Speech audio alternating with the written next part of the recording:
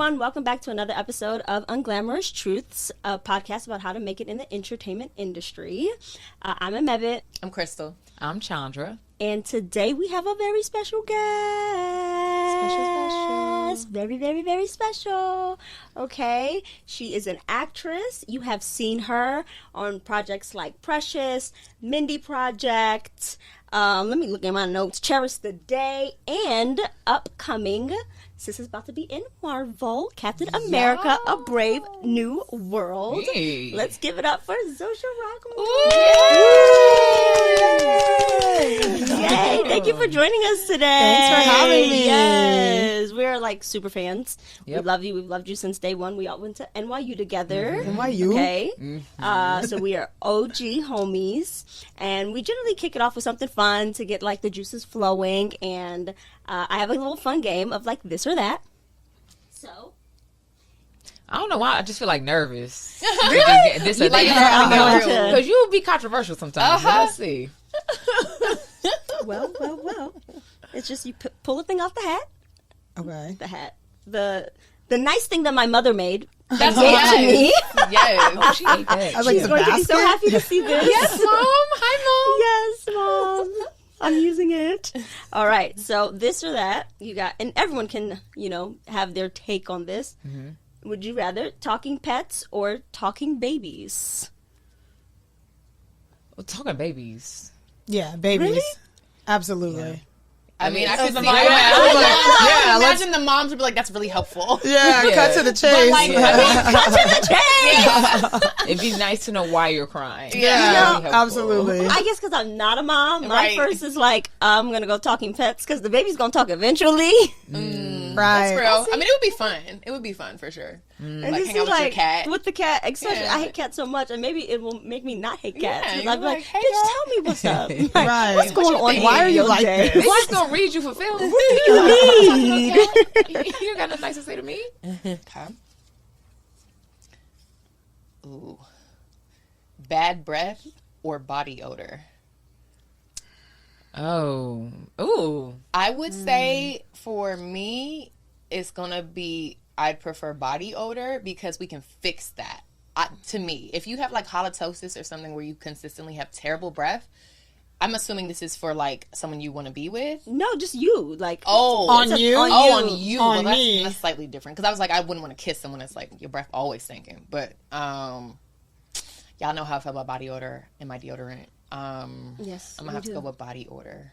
Yeah, I don't want that. Oh, so you'll have the bad breath. I guess. Yes, bad breath. yeah. Yeah. I'm just not going to talk. That's what I said. I don't Like, even I'm talk. gonna take the bad breath and I'll just be quiet. Yeah, Just gonna be yeah. quiet. Or just Yeah. only speak from like.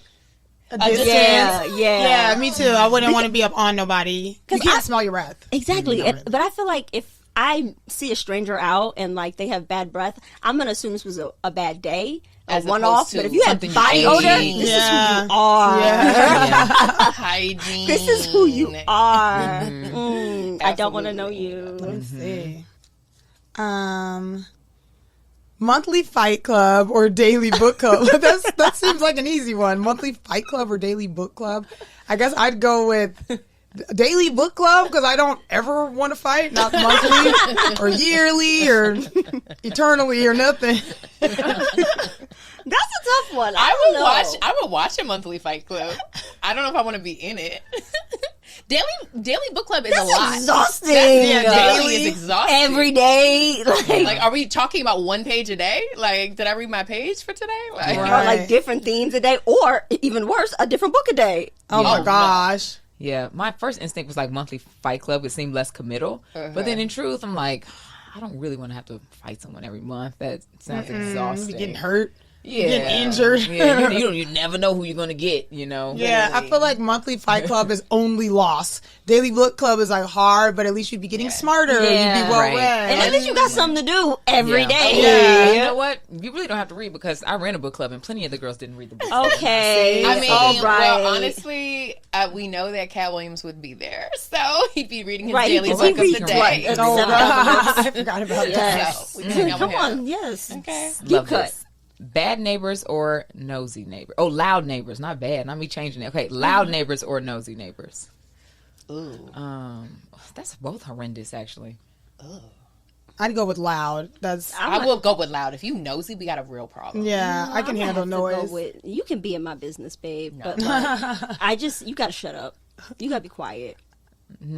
I think I would take loud. Nosy is very problematic. Invasive. Now we have an Yeah. issue. Yeah.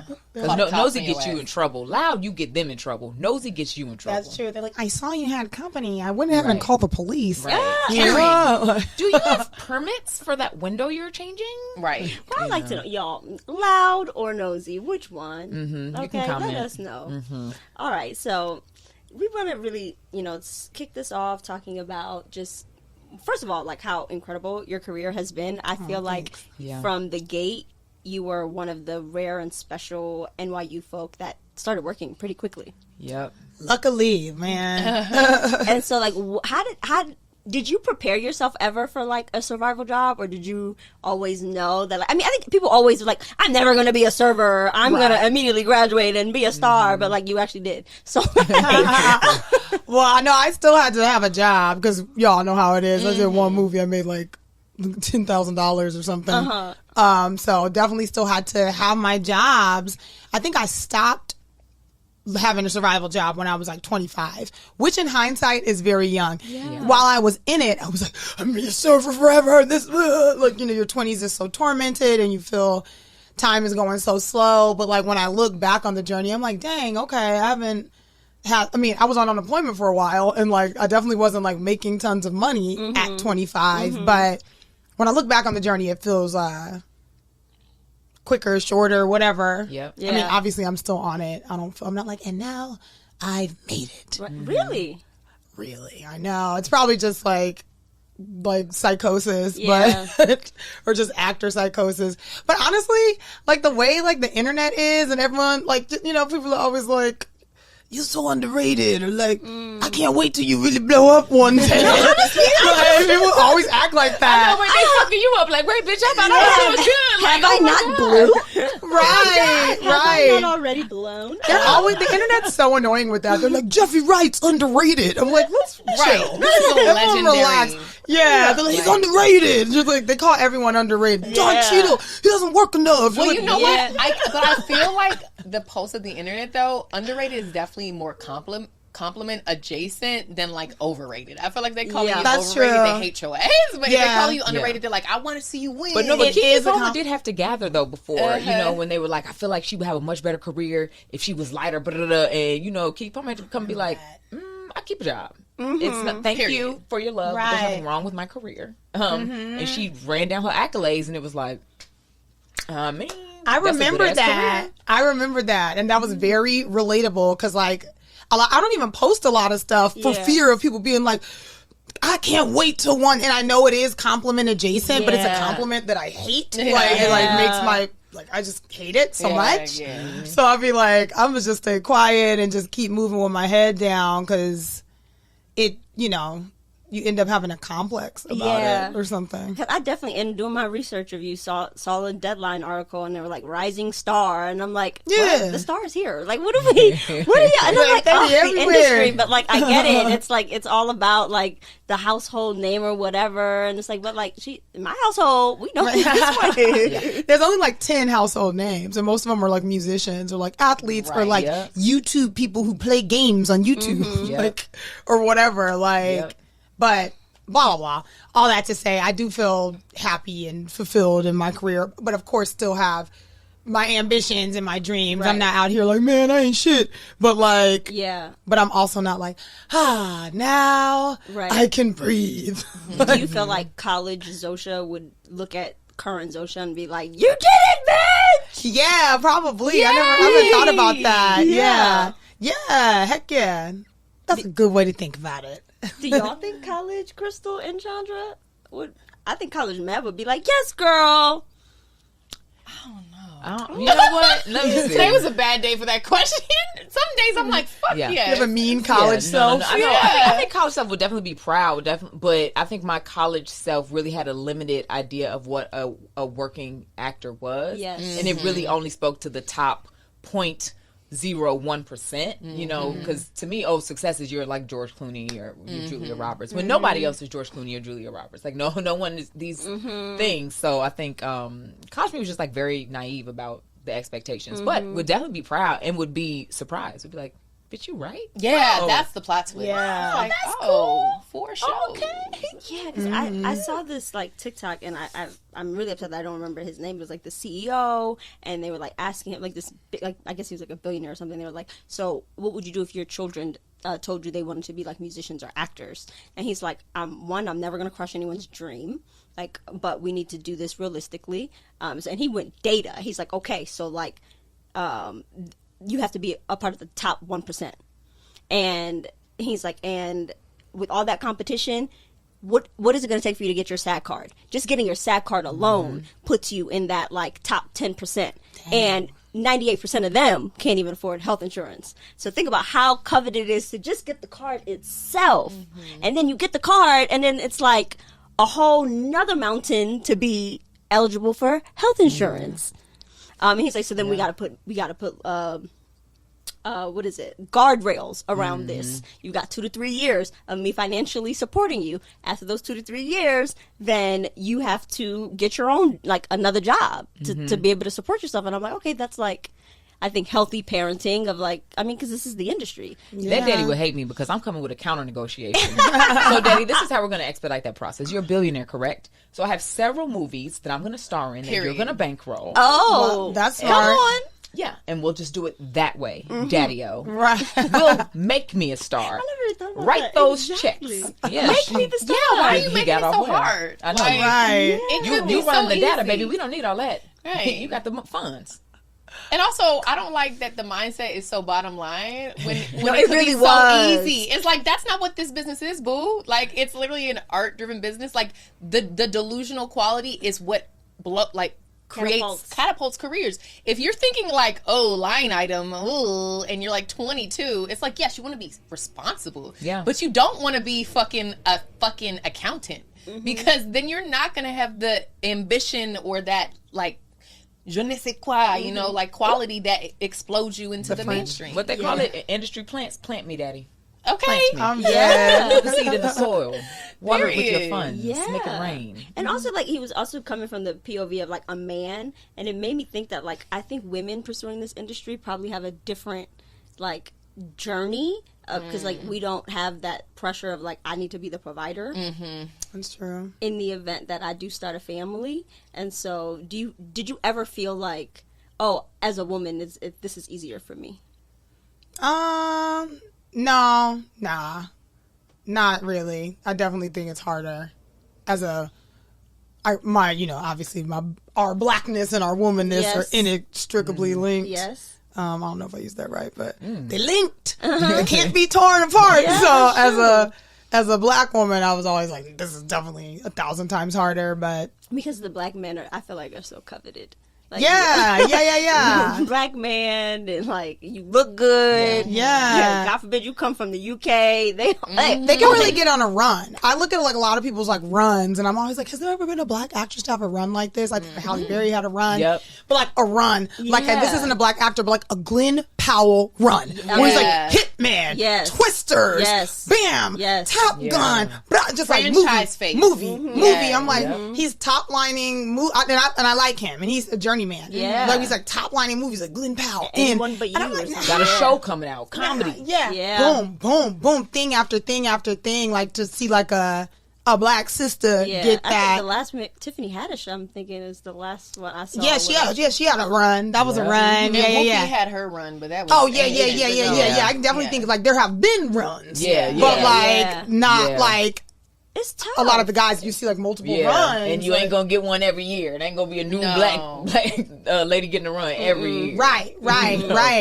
Exactly. And what is it besides the boys club that makes men seem so like oh, we can just slide him in. He can do this, and this. I guess it is a boys' club. Is there anything else? Like, I feel like there's more roles. Like, honestly, like there's just like more even available. Like in most things, I feel like it's like all the men character, and then there's like one wife. And also, like unless it's like a movie about women, age doesn't affect them. Yeah, like, that's it's true. Never doesn't about matter. them being older. Like a woman hits a certain age, and now she's the mom. It's never about like, oh, now what man ever said now I'm the dad? It's never now I'm the There's dad. also so many genres that it's already been decided, and a lot of the things are coming out saying that the statistics aren't really accurate, but genres that have been decided that only men do well in these genres, right? So people don't want to see women-led action movies, so that already eliminates a bunch of roles. Women-led horror, sure, but women-led sci-fi, no, like just a bunch of That's true. predeterminants that already lessen what you as a woman can And do. then you add your blackness on top of it, and it's... Right, and and they say statistically we don't do well overseas, but then I just read an article that said that statistic is not true. It's a lie. I just went on I did a comment trolling when like the Kamala stuff came out, and I was like, someone was like, oh, we could never like, and I hate when it be your own. It's like, how could we ever get there? And it's like, y'all, shut up. Because that's somebody else's fucking mindset. Like, someone else's limitation is putting that on you for you to even believe that. Because literally, I used this statistic. I was like, the way they be loving to throw out, oh, black films or black-led films don't do well internationally. And then Bad Boys 4, like, smashed every record of the summer and was the #1 film. Like, get the fuck out of here with that. It's a self-fulfilling prophecy. And low-key, they scared. They don't want to know the truth. So, I'm sorry. I hate that. Yeah, it's true. Yeah. Now, you grew up in LA, so how does it feel for you? Because the three of us are transplants, so we have a very different relationship with this city than you do. What is your relationship to Los Angeles, and is it different from your relationship to Hollywood? Oh, yeah, definitely different. I think my relationship to LA is this home. From here, grandma lived here, like this is come home for Christmas. This is Thanksgiving. This is cousins and childhood. But I think that Hollywood and LA are too inextricably linked. So like being from here, there's always a little like, we grow up going to like, yeah, my friend's dad, he does props on Jamie Foxx show. We going to the taping. You want to come? Like, you grow up at a taping of Moesha because somebody's dad is like the medic or like whatever, or like things like that. Or your friends auditioning for commercials, or like you have this friend who's on all that, or like whatever. So it's kind of in there, naturally. But I don't think it's, it wasn't like as a part of my daily childhood as it is now as an adult being an actor. And even as an adult, do you have that separation between like my home LA and like my work LA, or is it all one and the same? I guess a little bit, yeah, because I can still like dip off and just do stuff with my people who like I don't know from acting at all, or who I don't know from college or nothing. Like I can just go to Compton and like be at my mom's and see my cousins and just be there. But I mean, socially and stuff, not really. Like I feel like it's still pretty homogenous. Yeah, it's everywhere. Yeah, you can't escape it. The billboards are everywhere. Yeah. I feel like it was easier as a kid, obviously. Yeah, that's so interesting. After NYU graduation, did you ever like? How long did you stay in New York before you came back here? I was in New York for a minute, like about. I was there, I mean, I would say off and on, like 6 years. I was there for just like a solid, when I graduated, 2007. I started coming back and forth to LA in 2010. I came for my first pilot season in 2010. Okay. I stayed for like a couple months. Yeah. And then like the stays got longer and longer. I was just staying at my grandma's, so it was free. I wasn't like getting apartments and stuff. But I didn't get my own place here till 2013 till I got on the Mindy Project. Before then, I would stay at my grandma's and I would audition. And you lived permanently in New York? Like had a place in New York? I had my place and I would sublet it. And then I got rid of my place because my mom moved to New York to work at 651 Arts. And I started working there. So then I know, hey, Mama Shay. So then I had a place to stay in New York and a place to stay in LA, and I was like broke. The dream, right? That's all I'm hearing. I'm like, oh my god, the stars align. Oh right, oh my god. It was broke by coastal. That's what I call. I was like living with my mom, living with my grandma, but like I had places to stay. Yes. Yeah. So that's what basically I was doing. but I was spending less and less time in New York. It got dwindled down to like just summers. Because all the auditions were out here, and I'm sending a self-tape for New York stuff, but I was out here going in. Yeah, that's just so. I'm really still there. Of like, wow, what would my life have been like if in the two places that I worked and lived, I had like family that I could stay with, and I mean, we would never probably have had 1990. We lived in this like refurbished project building, the three of us, because it was like the cheapest rent we could afford. Yeah. And I mean, it gave us so much inspiration and like content. It was like what our web series was pretty much birthed out of. Wow. But it was like we was in the hood, girl. Like, Yeah. we was in East Harlem, thugging it out, and like. What would have been our career trajectory had we had like a different circumstance? Yeah, I don't know. I had a good time with y'all, but I think I'd rather been in my mama's house. You never know. Because, like you said, that show came from a narrative of, like, we all we got. We got to figure it out. Yeah. So it's destiny. Like, I don't play with that shit. Yeah. Like, it's like... Yeah, it's all meant to be. Yeah. So do you feel like LA called you back, even though you're from here, but like industry-wise, it was like, all right, it's time. Yeah, absolutely. And that's always my advice to younger actors or actors who are getting started. Like, LA will call you. You don't need to be coming out here repless and like... I love that. Repless. No resume, just like, I'm here. Like, I was like, I mean, you can. Yeah. But for me, and that's what I have been told. So I think my manager said it to me, and maybe even my mom, like, LA will call you. Like, you'll know when it's time. I wanted to be in a place where I was getting in the room, and that's the hardest part. Yeah. Getting auditions. Yeah. So, like, I was like, I definitely don't want to be somewhere where I'm not going in, because then what? What's the point? Yeah. I could be anywhere not going in. I could be saving money not going in. Right. Now walk us through that journey. Like, how did you go from like being a student to a professional actor? Like, what was that transition for you? You know what? I mean, it was real NYU, but definitely senior year, I started in Stella Adler. That was my studio. And then by senior year, I was doing Stone Street. And Stone Street had those showcases on Fridays, and we'd meet with agents. Most of them were commercial agents. There was a couple of legit, was that what we used to call it? Like, agents.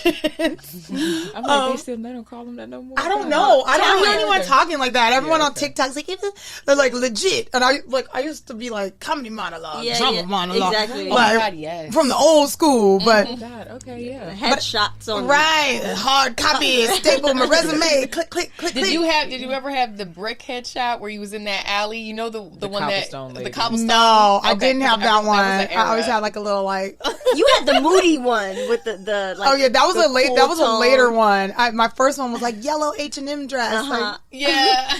22. But yeah, so I did Stone Street, met an agent through the showcase, and who started representing me. They were mainly commercial, but they did have a theatrical. Theatrical. Yeah, I was like legit. That was like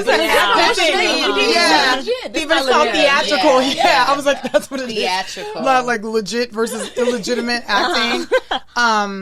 So I started getting to go right after graduating. Even before graduating, I started having a couple auditions, but like upon graduating, was auditioning, but I was all over the place. I'm going in for industrials. I'm going in for hosting. But I had access to the breakdowns at the time, which was the plug. Like, and I saw the breakdown for Precious. At the time, it was called like the movie Push, based on the novel. And I asked the agent to submit me for it.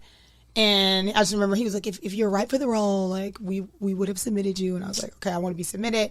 But okay, thanks, but right. But he got back to me. He's like, we got you an appointment for it. And like, I went in and straight up, went in again, obviously went in multiple times, but got it. Like, the same role throughout, or did they switch you roles? Same role. I think a lot of the girls read for my role. I think they used Joanne as like the reading role. Maybe they used like two of them, but because I remember the girls later being like, oh, I read for Joanne too. I was like, oh, okay, I think we all did. But yeah, so like literally went in for it. And then from there, okay, we shoot the movie, boom, it's an indie. So I don't know when it's going to come out or whatever. So I'm still working, hostessing at Tribeca Grand, like just doing my thing.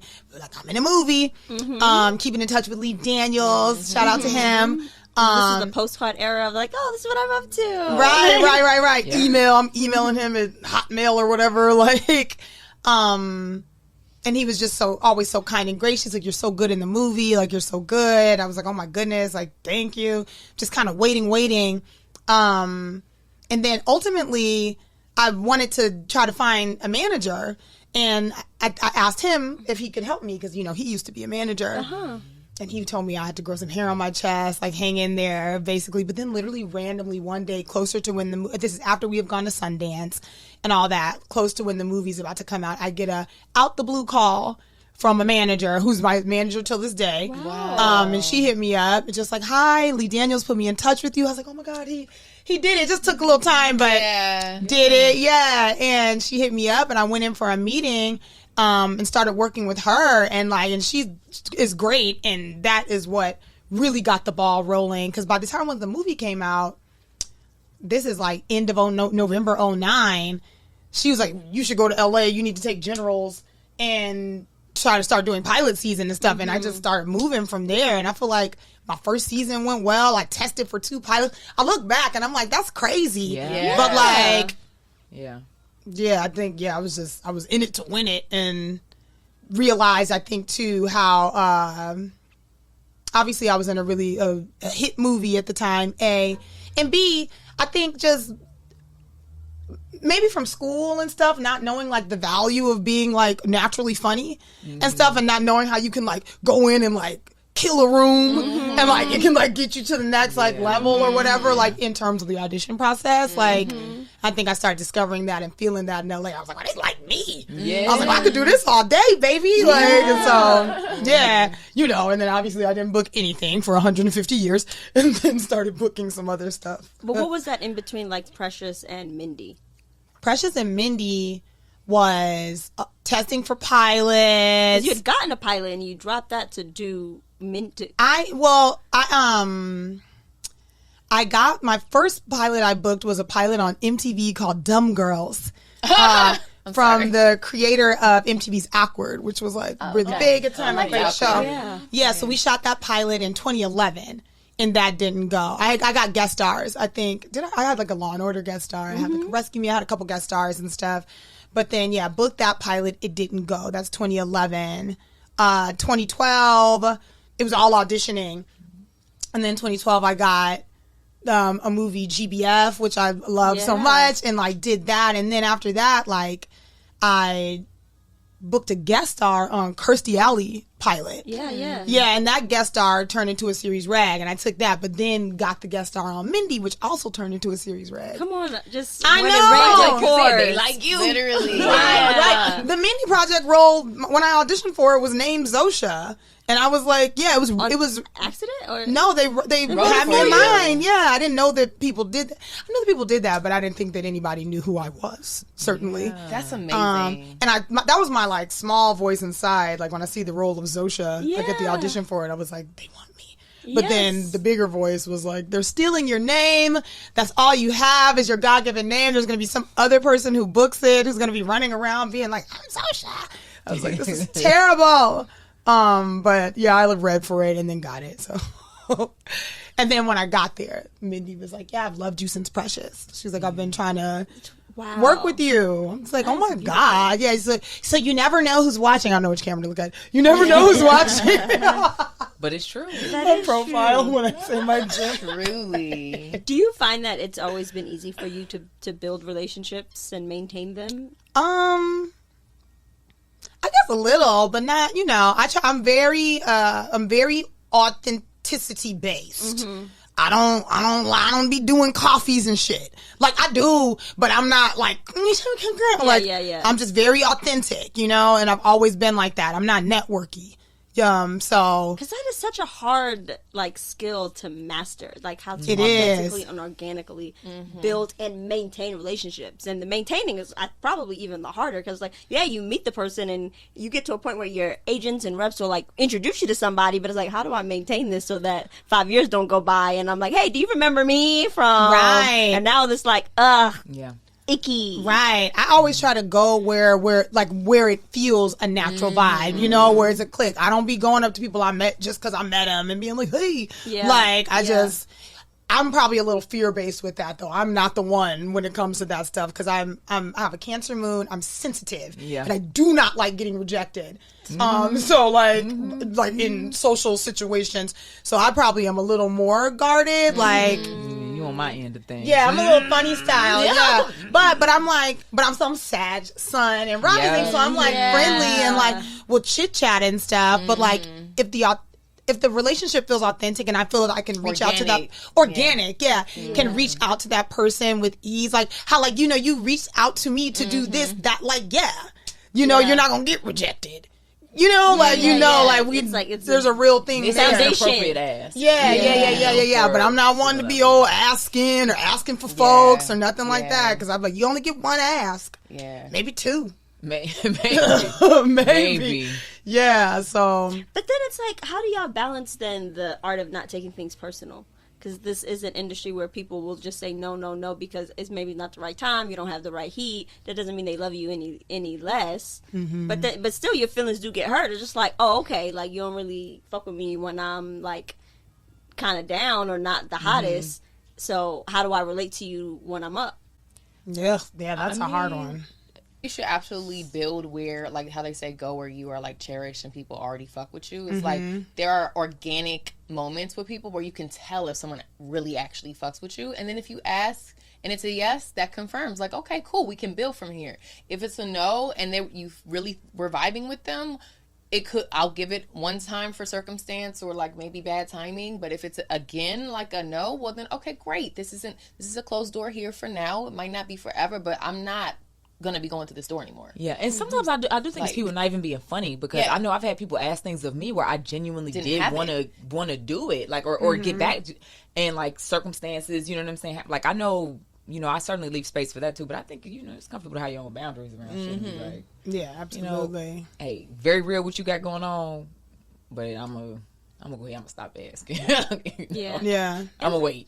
And for me, like I think it's really important for me to just distinguish the relationship outside of the request and like know like this is my person versus this is my like industry person. Yeah. And be very clear about that and like there's no like higher ranking or anything. It's just like I know where I stand with this person and either way I'm not going to take this personal. I can't because then I'm really going to hate you. I'm really going to hate your ass. Like I remember being at a premiere and kind of a higher level, much higher level actress was like, you need to keep in mind this is a work party. This is not a real party. Yeah. These are not your friends. These are your co-workers, okay? Yes. Get in here and do your job and go home. Yep. I feel like I'll speak for myself. When I first moved out to LA, that first year I came, that was the biggest lesson that year was like, these people are your allies, but not your friends. And some of them are not your allies either. But but some of them are. Some of them do want to see you win in a professional setting. They're like, love it. Want the best for you, whatever, I'll do what I can. But they are not your friends. And I did not know that because coming from New York, like I just was like, well, if you chose to work with me and we're all hanging out and it's good energy and love, then like this is a personal relationship when it was not. You know what I mean? Like there was one too many times like getting a fucking frozen yogurt with someone and I was like, oh, I'm telling you my business. You know what I mean? I used to really oh my God, you did. Because you know what? Yes. This isn't we don't have the benefit of like a kitchen, an office cooler, like little cubicles where like physically the bounds of the relationship. Right. Like we relate in this space. Literally. We are co-workers and we come to this work. Yeah.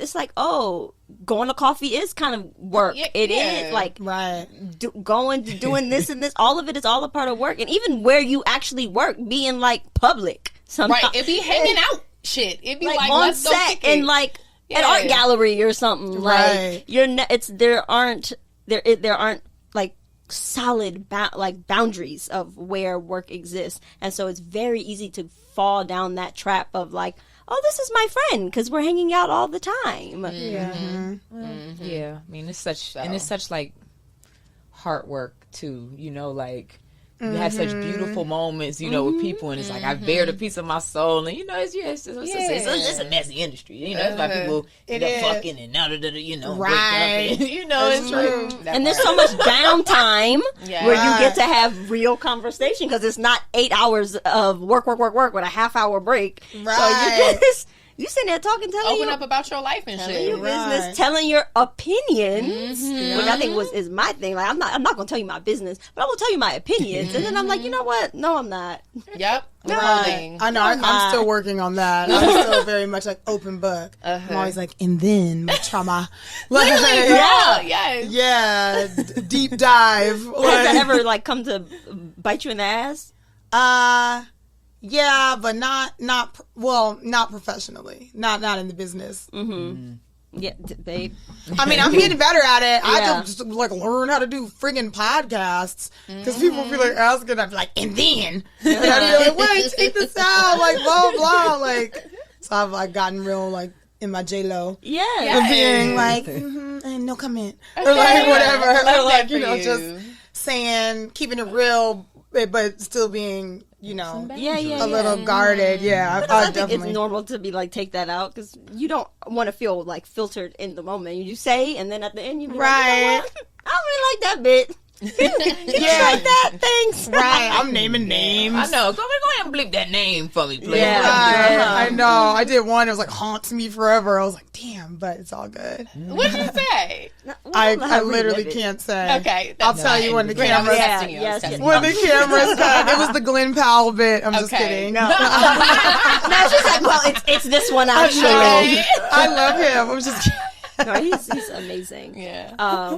So how do you like stay motivated having such like I would say a long career? I know like we were just talking about like breakout, but like I mean I think 2007 to now for us 2010 like that's a good minute. Yeah, it is. And this is an industry where it takes at least 10 years, and so like people will have like their breakout but have fucking fatigue. Right. I'm so sick and tired. Yeah. Can I sit now? Right. I'm so sick and tired, and I'm at the beginning line. Right. It's so true.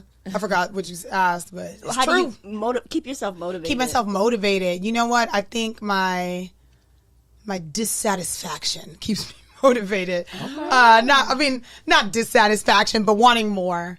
Always wanting more. Wanting to show more. Wanting to do more. Wanting to show that I can do more or show what I can do more. And wanting to, just my dreams, I guess. Yeah, wanting to get my voice out there. Like, just, I still have so many dreams. So that's great. I love that. Yes, I think that dreams. Dreams. Yeah. Because I think some people are more dream oriented and driven than others. Like, for myself, I've always, so much of life was survival mode and just like, okay, I just don't want to be here. And it was like, I don't want to be here. But like, I didn't have the dream of like, what is the big thing that I want? And so I admire people that like, that's their instinct is to wake up and be like, ooh, I want the big thing. Like, I want the rock star thing, or I want the, you know what I mean? That's so beautiful. Yeah, so speaking about the big thing, I have a specific question about Cherish today. Yes. So, were you number one on the call sheet? I was number 2. After him? Alano was 1. Yeah, I know. I never know how call sheets work. Yeah, I always think in a love story, and obviously I love Alano and DeWanda. Shout out to them as well. I always think in a love story that the girl should be number 1 on the call sheet because I'm like, that's why it's for the girls. Yeah, I'm actually sitting here shocked a little bit because that's not the way I thought this answer was going to come. Literally, I know. I was like, I've never been number 1. So you are never. Right now. You are number 1 on that call sheet for us because. We were both number 1. Yes. That's what me and Alano said. He was like, I don't know why you're. He was like, we're both number 1. Yeah. But you're definitely. I think when you are like top of the call sheet, there's like different expectations of you. Like you're leading. Do you feel like a difference now at the top of the call sheet? Like a different responsibility to everything. Absolutely. I feel I know the ways I would do it different. Now I'm just older, growner, and I think at that time. How old was my baby? She was like 2. I was still a little nuts. Yeah. Still, you get a little nuts after you have a baby. Like a little, tightly wound, and I had a lot going on in my personal life at that time. Kind of like a raw nerve. I was a bit of a raw nerve, and so, but I had so much fun on that show. So that is one thing. If I ever get a chance to be number one on the call sheet again, JK, but I would continue bring that fun like me and him did, and like we did, and not be a raw nerve, like leave my raw nerve at home. I remember like exploding into tears many times, not like on set. Like in the hair trailer, like in between, like, and it was, you know, again, it's a heart-centered thing that we do. So like, I'm out here open. But yeah, I always think, and I know we all know, the people at the top of the call sheet, they're the ones who set the tone for the whole show, or like for the vibe of the experience, typically. So, what was one of your favorite moments with Cicely? Oh my God, Miss Tyson. What was honestly, my favorite moments were, this was my favorite moment too. Hanging out with her. She loved to rehearse. So she wanted to we had a bunch of rehearsals, and she wanted to get together like and talk like girlfriends. Because she's like, I feel like our characters are close. So she's like, we should talk like girlfriends. Okay. So we had a couple phone calls where we just talked like girlfriends, and that was really fun. Talked about the characters and the work, but just chatted too. And I got to go spend time with her in her hotel room on like a Saturday afternoon. We had lunch and just talked, and she, you know, I showed her pictures of herself, and she gave me context for them, and like, just chit-chatting with her. She was a really nice, kind woman, and a woman who needs to eat something. She would say that. And I was like, me too. Like, if she would get hungry, she's like, I'm hungry. I'm a woman who needs to eat something. Yes. I like took that saying from her. Yeah, it was just dope spending time with her, honestly. That's awesome. Being in her presence. Yeah. I'm sure. Yeah, legend. And it worked because you guys had like a very lovely, fun chemistry. You know? I'm glad. Like, she's a Sag. She was a Sag too. Yes, we all, me, her, and Alana. We were like, this is a Sag show. Oh my God! Because both of my children are Sages. And, really? Oh my goodness! Congratulations! You know what? It's been fun. It's been fun. It's so much energy. It's like so big at all times. And yes, big everything. Big mad. Big happy. Big sad. Yeah. Yeah. Big baby. And the good thing is they match too. Like at least in that energy, like they seem to be getting a kick out of each other. Yeah, they laugh at each other a lot. So I'm into it now. At first I was terrified to say, "Oh my God, so much energy," and I'm like, "No, they're just fun. Like, I love that. They perform for me all the time. I love it. And so, has like being a mom, do you feel like there was ever a point where it was like slowing your career down in terms of needing to divide focus, or not slowing it down? I mean, not actually. Yeah, I've had to make different. I mean, it slows you down in general. You know, I think obviously, like you just have to, especially the first couple years, you just have to sit down. But I started working so much right after I had my daughter.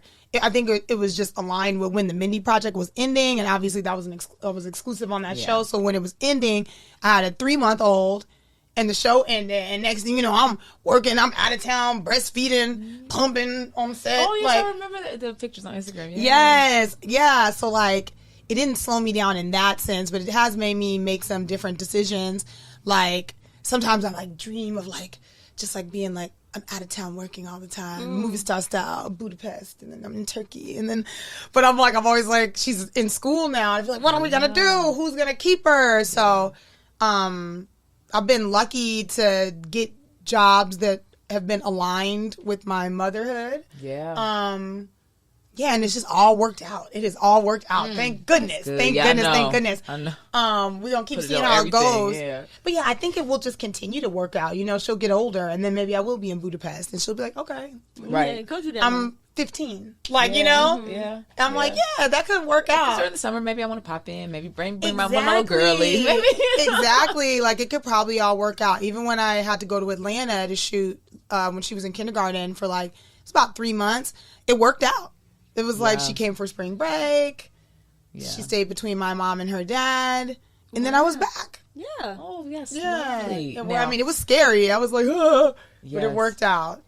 Okay. And your Marvel NDAs, are they wildly intimidating?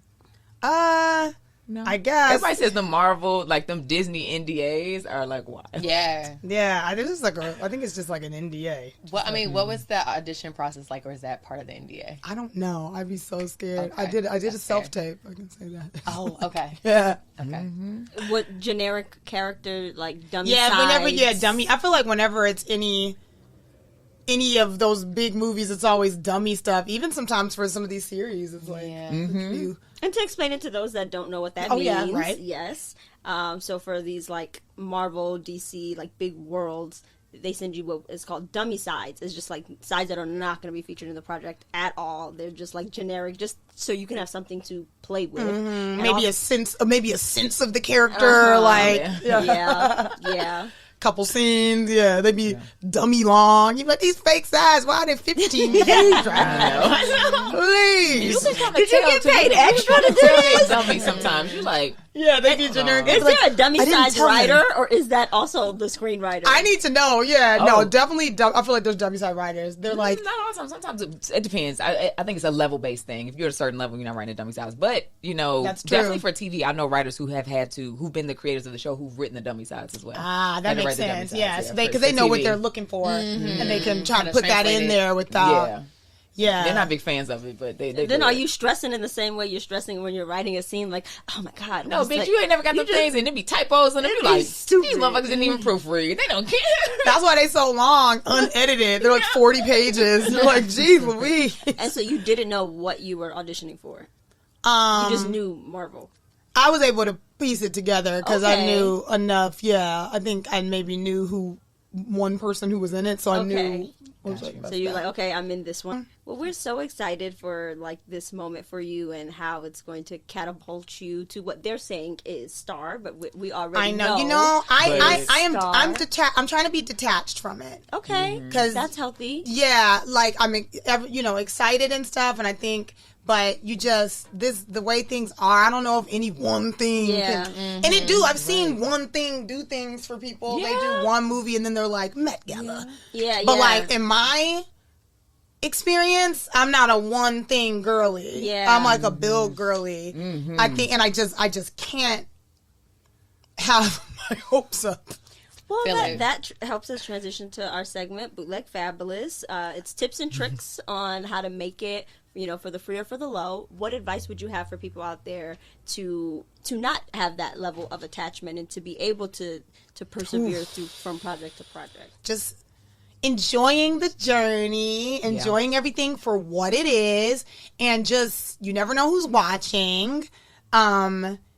And no one job has to be the job. It's always it's a culmination of all the work you've done at all times, and the best is yet to come. And I'm infinite. I'm always thinking that. Like, I'm about to be 40 in December, and I'm like, I'm infinite. I'm just getting started. Like, I'm Literally. like I'm gonna keep going. Like, Yes. I hope to be like Regina King directing, and like you never know what like new cool things are coming down the hatch. So just try not to be too hard pressed on any one thing. It's hard though. Yeah. It is hard to not be. But I think I learned that like lesson good through Precious. I think like, and it was a lovely experience. I got to do so much fun stuff. But like, people were like, why wasn't you at the Oscars? I was like, because I wasn't invited. Yeah. Wasn't. Yeah, That type of character, Yeah. but you're being like, oh, People not in the industry, they don't really understand how Right. press runs go, and it's like, Exactly. but you was in it. right, and Yeah, they're like, you were baby. so in it, but then appreciating all the fun stuff I did get to do with it. Yeah. You know what I mean? Yeah. Like I got to go to Sundance, and we got to go to the SAG Awards. Gratitude is so important. Gratitude is so important, especially in this career, because you can really trip yourself up over what you don't have, and really, like, forget what you do have. It's so true. You guys just stay focused on you. And like it's been a goal of mine to be an in real life person, IRL girl. Like I don't have to post about anything I'm in. I don't have to participate in that because I don't have to open myself up to get in my. Well, I didn't see you enough in it. And I'm like, I'm just. I want you to in be it, moving. surprised to see me. Yeah, I'm just making my checks, making a living off of this, which is such a blessing and such a thing to be grateful for. To be like, my car, I paid for it from this. Yes. My apartment, this. Like, everything. This dress, from this. Like, I ain't from nothing else. That's right. Yes. And like, I always remind myself that my career, much like my life, is happening right now. Yes. It's not a tomorrow thing. It's not a next year thing. It's in the now. So Yeah. I have to enjoy it because that's all I have. Yeah. And, you know, with that said, that is our show. Thank you so much for joining us. I am Amebit. You can find me at Amebit Bayene. I'm Crystal. You can find me at _Chris. I'm Chandra. You can find me at Chani. I'm Xosha. You can find me nowhere. Just kidding. You can find me at, I think my Instagram is at Xosh Rock, XOSHROQ. And we are Unglamorous Truths. You can find us at Unglamorous Truths. And you can stream our podcast wherever you find yours.